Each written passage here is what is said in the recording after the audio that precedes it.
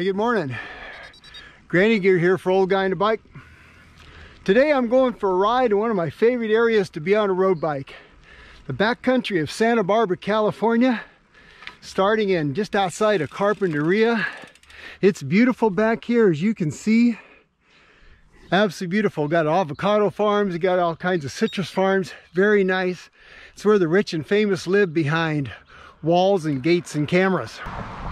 But the best part is not the ride, it's what I'm riding, because today I'm going to be showing you my Time ADHX. Yes, it's done finally. I'm going to be talking about it, all the parts I've used, how that's worked out, how it's been so far. Let's go.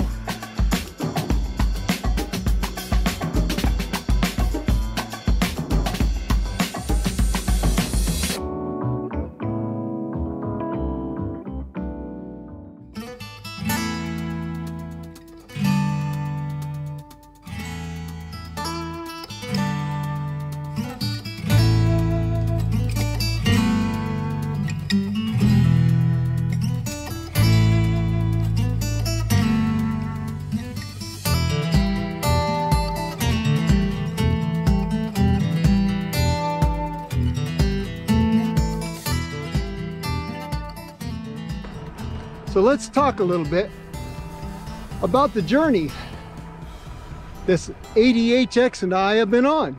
Because if you saw my last video where I introduced the project, you would have heard me talk about my dissatisfaction with pretty much all the road bikes I've ever owned. Not that they were bad bikes, I just didn't love them. And I'd like to love what I ride.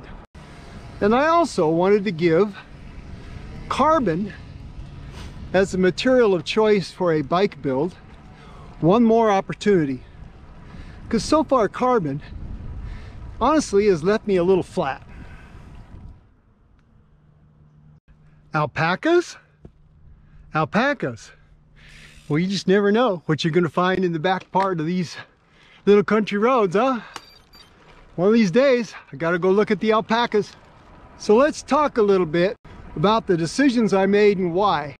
Let's break it up into three categories: the frame and the fork, the drivetrain, and the wheels. Because really, everything else is just bits and bobs that fit you the way you want it to.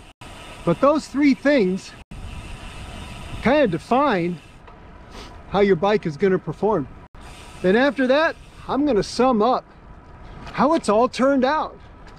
Has it been what I expected it to be over these, good 4 or 5 rides now? How's it performed? Has it met my expectations? Or once again, did I miss the mark?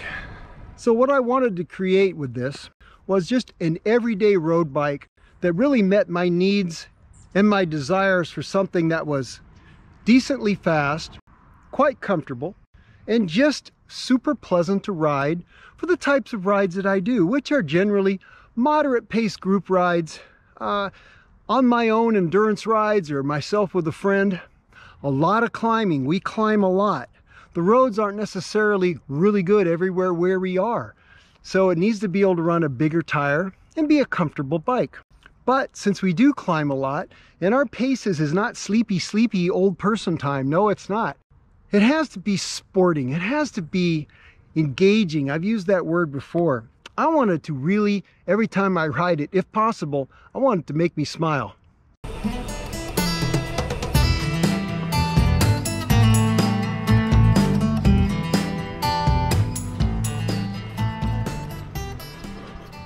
So with the idea well in my mind that I was taking a fairly expensive risk with the ADHX, because I thought about doing custom tie. I sure did.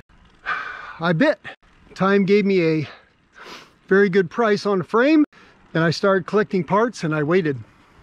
Well, I'll tell you one thing about the back hills of Carpinteria, Santa Barbara, everything in between. It is not flat. Everything goes uphill here. And honestly, this Time ADHX and the whole package I used here, wheels, everything, the gearing, makes this hill climb go by I guess it's not a big deal. Very nice. So once I had the frame and all the parts I needed to start assembling it, I started putting things together, starting putting some parts on that frame.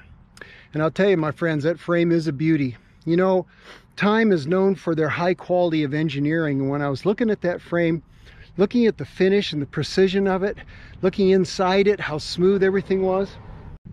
Now, I'd never built up a bike with, you know, hidden brake lines, integrated brake lines. This frame is semi-integrated. In other words, the brake lines, there's no shifting cables because, you know, the SRAM. But the brake lines do not run through the handlebar. They run under the stem and down through the headset, through the head tube, through the fork, and out the back.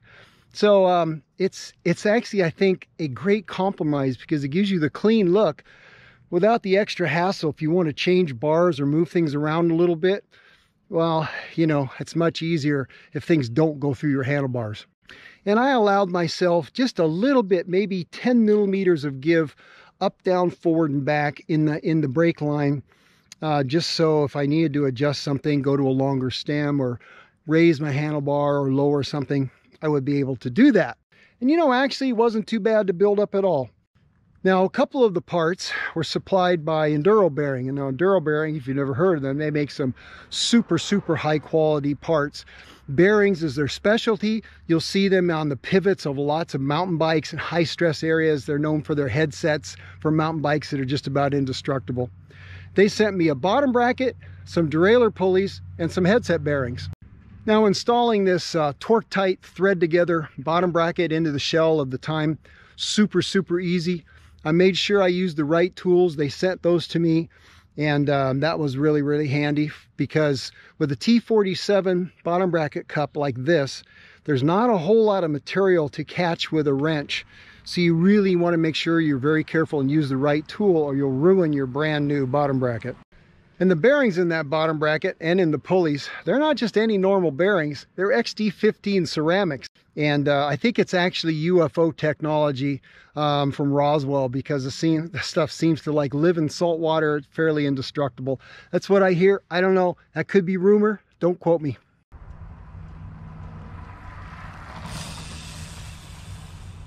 For the drivetrain, I chose a 4836 front crank with an 1136 rear cassette.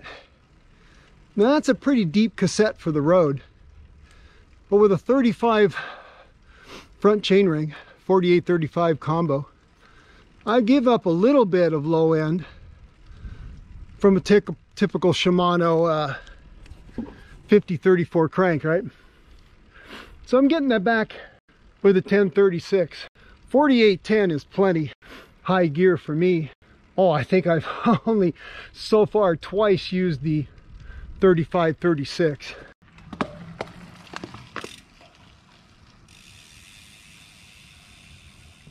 So that really just left the other key item in any bike build, the wheels. You know, I compromised a little bit with the derailleur system by doing rival and not force, and certainly not red.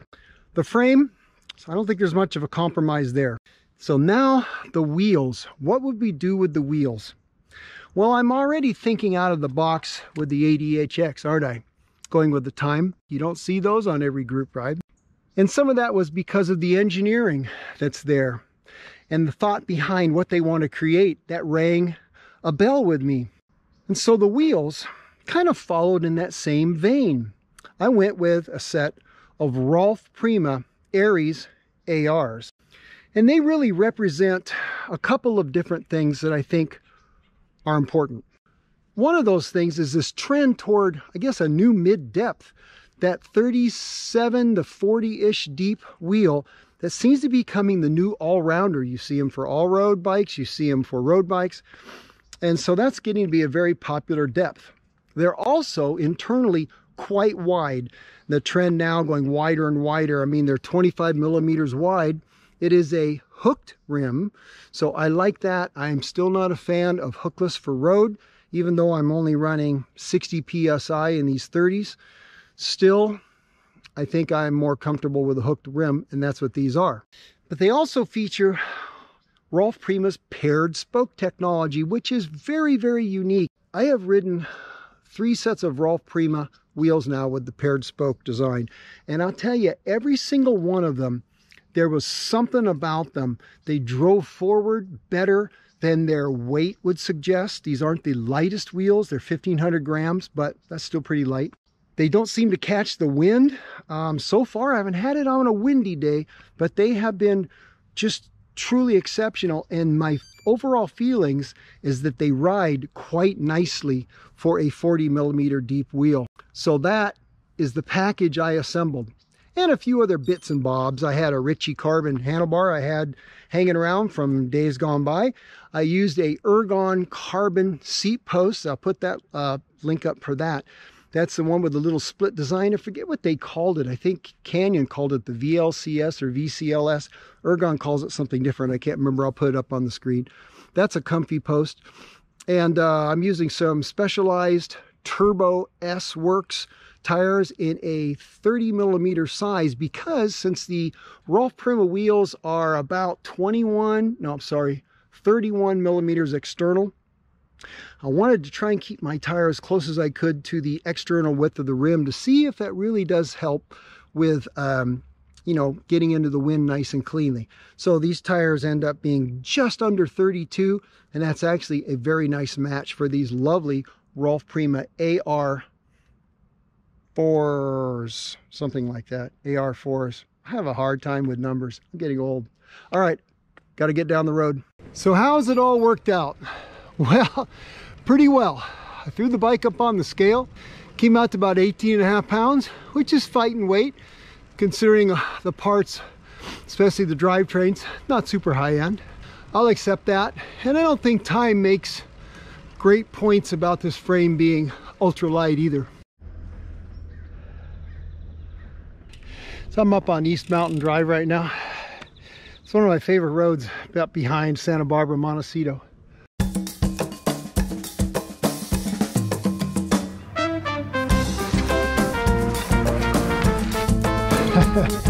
Working my way up this steep climb. A little bit of pain, but it's good, you know. I just got e-biked by a middle-aged guy with a good tummy on him and panniers on his bike. Oh man, the shame.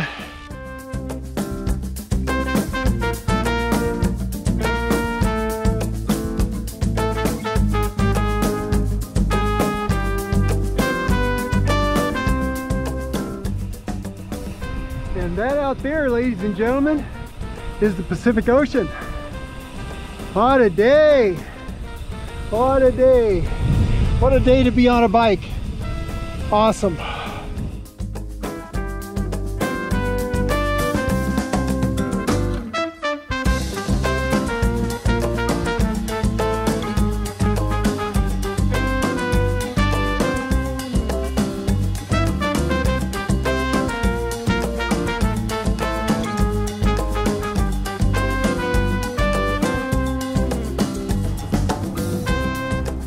Because coffee. Well, let's wrap this thing up. I wanted to film this when I was out riding, but as the day wore on, man, the winds came up. There were tree trimmers everywhere, super noisy. I couldn't find a quiet spot, so sorry, it's still kind of a windy, noisy day here at the house. I'll do the best I can. So how has the Time ADHX build been after about 100 or so miles of rides, uphill, downhill, everywhere? How has it been? Well, in the immortal words of Inigo Montoya, let me sum up. In a word, very good. Actually, that's 2 words. In 2 words, very good. Yes, I really do think that this is the most enjoyable to ride, best performing disc brake road bike that I have personally owned. Now, I haven't ridden a super bike. There's a lot of bikes I have not ridden. But this has hit the mark so well for me that I'm actually a little bit stunned. I keep waiting for the hammer to fall, you know, where I'll find something disappointing. But so far, I have set more PRs on hill climbs on this bike. It's as comfortable as the Turner Arty, the all-road tie, a full titanium bike with comparable tire size and carbon wheels, etc. Very similar build. In fact, they really do beg for a comparison, this bike and the Artie. Look for that coming up. Now, I'm sure some of that comfort is coming from the very compliant seat post and a 30mm tire at 60 pounds of pressure. That's a nice riding thing. But there's got to be more to it than that. I really do think there's something to this whole Time way of constructing the frame. It does feel like it's a very unique blend of stiffness, compliance, performance. I don't know exactly what magic they use, but I'm very, very pleased. I also, in this bike, changed my position a little bit, and I experimented with the Artie with running a lower handlebar position. I've been trying to get lower on the bike. I basically did the same thing with the ADHX. That's worked out very well. I'm at least 10mm lower, maybe as much as 15 over my steel Kirtlow. That's quite a bit. So I have found that this bike rolls out better than I think anything I've owned. And I noticed that because of my overall speed versus how hard I feel I'm working. Yes, I know feel is not exactly, I don't have a power meter. All a power meter would do is tell me I don't make any. But when I'm riding with the group, just in coasting situations, on the typical ride at that 18 to 23 miles an hour range, this feels like it is giving me more and asking less. And I love that. The gearing, that's been perfect, you know, SRAM access. I was telling Mrs. Grainiger the other day on our ride, how did I ever live without electronic shifting? Man, I love that. I'm not going back. The ADHX, what a peach. I'm looking forward to hundreds and hundreds of miles of enjoyment. I'll be taking you on some more rides with this. I'll be doing a follow-up maybe after 1,000 miles or so, and we'll see how I feel then. Maybe I will have changed my mind. I don't think so. I think this is a winning combination though. So I'm looking forward to that moment. Looking forward to a lot of sunrises and sunsets, mountaintops, and fun descents on this Time ADHX. That's it for now. You guys have a great week and or weekend. And as always, Grainiger says, go ride your bikes.